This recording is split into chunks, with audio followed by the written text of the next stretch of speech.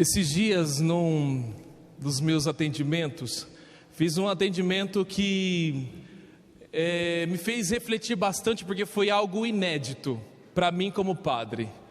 E aí eu digo inédito porque talvez o que deveria ser uma coisa muito corriqueira foi inédita.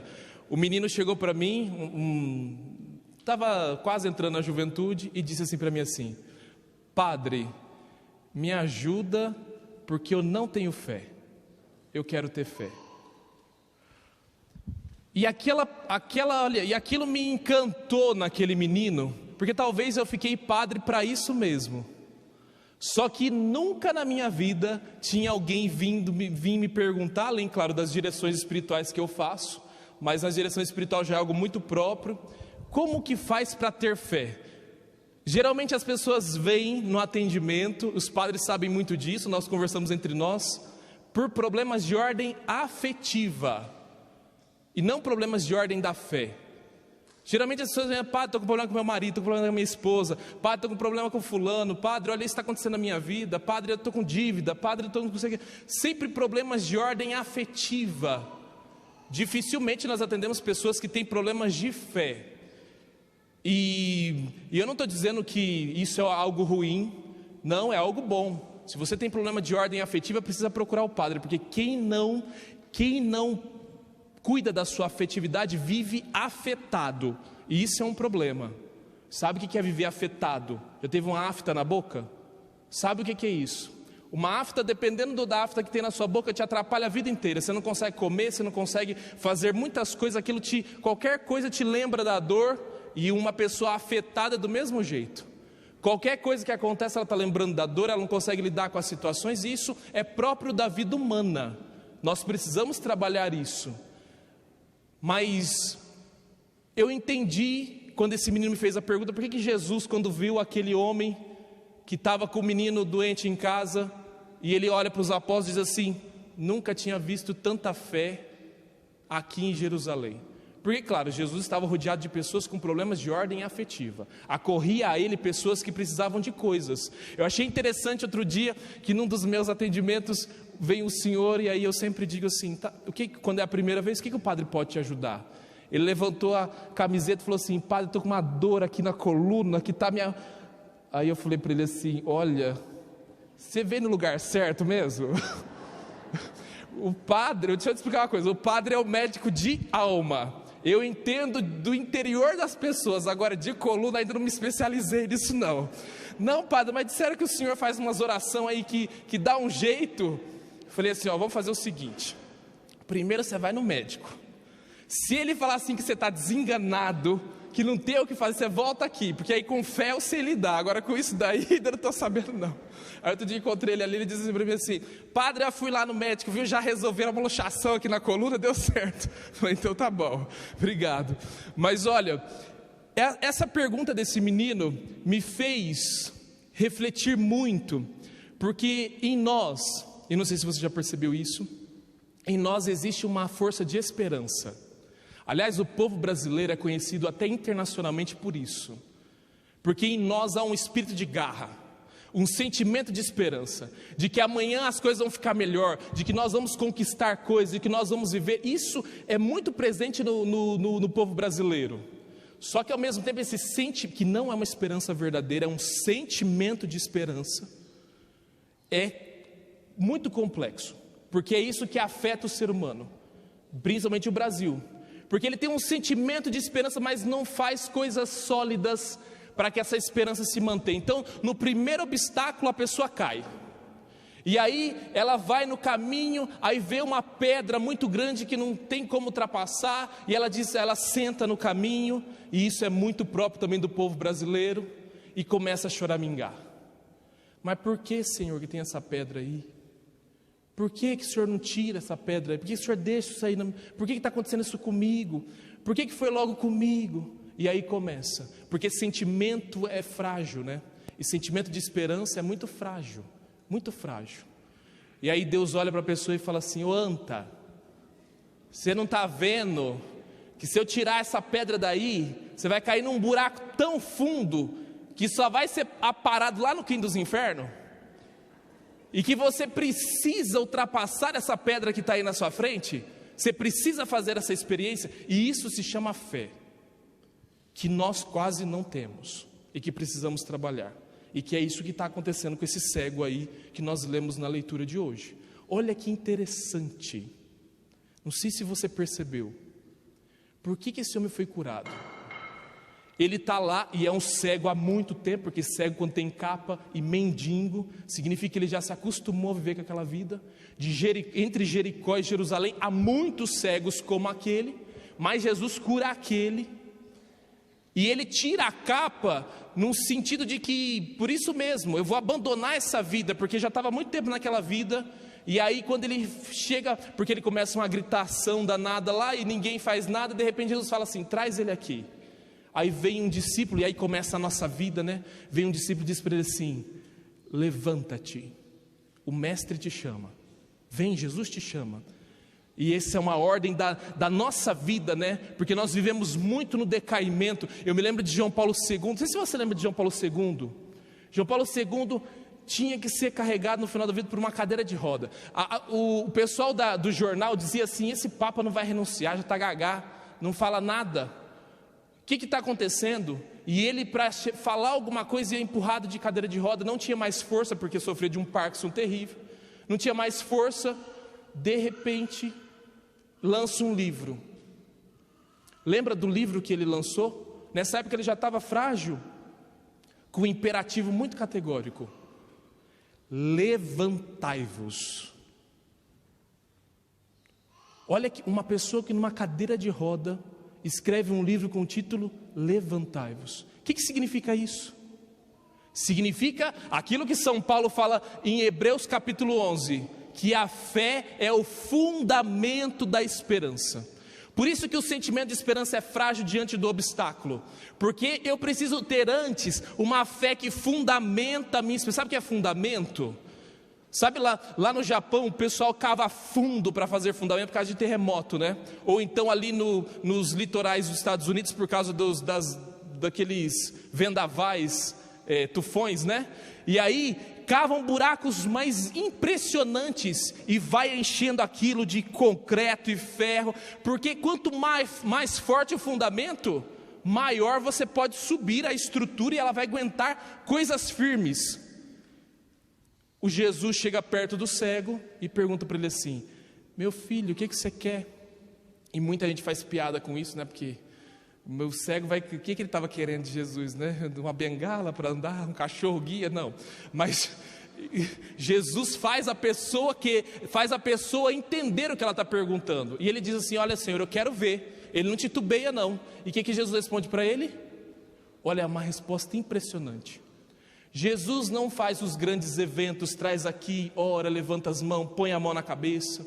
Jesus ele só diz para ele assim, vai, tua fé te curou. Olha ele nem diz que foi Jesus que curou, ele não diz, foi eu que te curei, não, ele fala assim, a tua fé te curou. Esse fundamento que falta em nós, e que nós não temos, porque a fé só se conquista pela experiência. Acreditar em Deus, você sabia que não precisa ter fé para acreditar em Deus? Não precisa. Aliás, se você procurar aí, você que gosta de estudar, muitos filósofos que nem conheceram Jesus Cristo disseram que existia um Deus. Pode ler lá Aristóteles, por exemplo, Jesus não tinha nem nascido nessa terra. Ele conclui racionalmente, olha, ele chama de motor imóvel. Olha, a engrenagem desse mundo não tem sentido não, só tem sentido se tiver alguém que manda nesse mundo. Ele chama de motor imóvel, que depois ele vai dizer é Deus. Só tem sentido assim, racionalmente uma pessoa pode dizer assim, olha, Deus existe. Racionalmente muitos chegaram a isso. Agora, não é disso que nos fala Jesus e o Evangelho. Jesus e o Evangelho nos fala de fé. E fé é uma experiência, o fundamento da esperança de São Paulo, a certeza daquilo que não se vê. Ué, como é que eu tenho certeza de uma coisa que eu não vejo? Por exemplo, você você vai falar aí por exemplo, imagina você e tem a sua esposa. Você encontra um amigo, ele não conhece sua esposa aqui.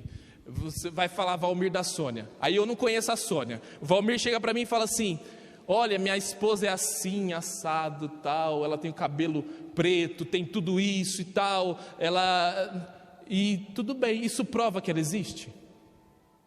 Ele pode passar 1000 anos argumentando para mim, mas isso é uma prova da existência dela? Não. Como é que ele vai me provar que ela existe? Vai pegar a Sônia na mão, tá falando aqui está aqui, ó, minha esposa. Aí eu vejo, aí realmente ela existe. Esse é o problema da ciência. A ciência, ela consegue chegar a uma probabilidade, mas a certeza daquilo, ela não consegue alcançar, se ela não mostra, se ela não prova. E a fé é totalmente o contrário disso, mas precisa disso.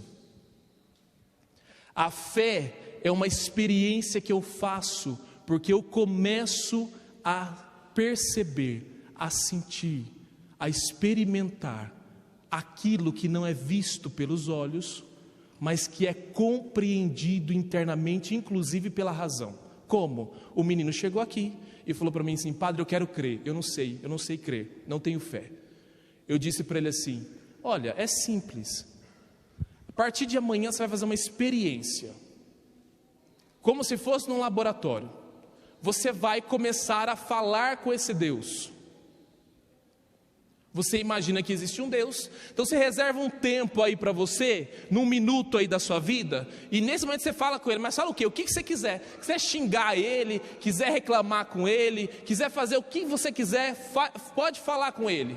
Começa a falar: não, padre, mas isso me dá um sentimento parecendo que eu estou doido, estou conversando com uma coisa que eu não estou vendo. Não é, mas faz a experiência, vamos ver no que vai dar, depois você volta aqui. Aí ele voltou, depois de 2 semanas, e falou assim para mim assim: padre, mas o que é isso? Uma coisa, eu não sei o que está acontecendo comigo. Agora eu estou achando que estou ficando doido. Eu falei: não, agora você está ficando tendo fé. O que leva uma pessoa a ter uma fé sólida e verdadeira? É a experiência que ela faz dessa fé. Nós ficamos no sentimento de esperança. E aqui deixa o padre dar um puxãozinho de orelha. Quantas vezes você fala com esse Deus que você acredita? E se você não fala, eu te pergunto: será que você acredita mesmo? Será que acredita mesmo? Você faz a experiência dele? E é aqui que está. O que fez aqueles santos no início do cristianismo? O que fez eles sobreviverem e morrerem pela fé? Porque os imperadores diziam assim: olha, seguinte, se não negar Jesus Cristo, vou soltar uma vaca brava aqui nessa arena para te matar, ou um leão bravo, como aconteceu com Perpétua e Felicidade, por exemplo. Ou Santo Inácio, vou te colocar numa grelha, te assar que nem churrasco. Ou como todos os primeiros cristãos, a maioria Nero pendurou num poste, enrolado no piche, e queimou eles a noite inteira para clarear a cidade. E esse povo não abriu a boca para dizer: nego Jesus. Preferiram morrer. O que é isso, gente? Por que não era mais fácil falar assim: ah, não, vamos negar aqui mesmo, a gente nega. Ah, não acredito não, viu? Aí sai ali na porta: louvado seja Deus, estou acreditando. Não era mais fácil fazer isso? Não é mais fácil fazer isso não. Porque isso não é fé. Quem tem fé verdadeira, eu vou dizer uma coisa para vocês. Eu comecei a perceber que a fé nascia no meu coração quando eu comecei a perceber que o medo começou a sumir da minha vida. Quando eu já não tinha mais medo da morte, quando eu já não tinha mais medo de enfrentar qualquer coisa que precisa enfrentar aí, vamos embora botar o pé na estrada, dormir numa tapera velha, não estou nem aí. Quando eu comecei a não ter medo mais do que a minha imagem poderia representar para as pessoas, aí você começa a perceber que você é sólido, você é fundamentado, que a sua esperança é fundamentada. Aí você começa a perceber que você tem fé. E não o que as pessoas mandam, ou dizem, ou falam, ou te orientam, ou você vai pela onda do vento. Não, fé não é isso. Foi a fé do cego que curou ele. E a sua fé pode te curar também. E você pode fazer experiências maravilhosas, inclusive do sobrenatural, quando você se coloca nessa experiência, meu irmão. Agora, se não se colocar nessa experiência, você não consegue. Fica de pé.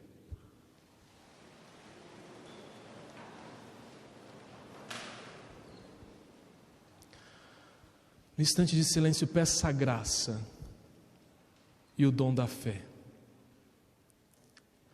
Essa mesma fé que Pedro teve para tirar o pé do barco e andar sobre as águas. Essa mesma fé que esse cego hoje teve, de não ver nada, de não enxergar nada. Quantas coisas você não é cego, mas quantas coisas você não enxerga no seu caminho, na sua vida, mas você quer ter essa visão espiritual de Deus. Peça essa visão espiritual para o seu coração. Peça a graça de estar fundamentado, sólido, de que os medos na construção da sua fé vão desaparecendo da tua vida, te guiando, te fortalecendo.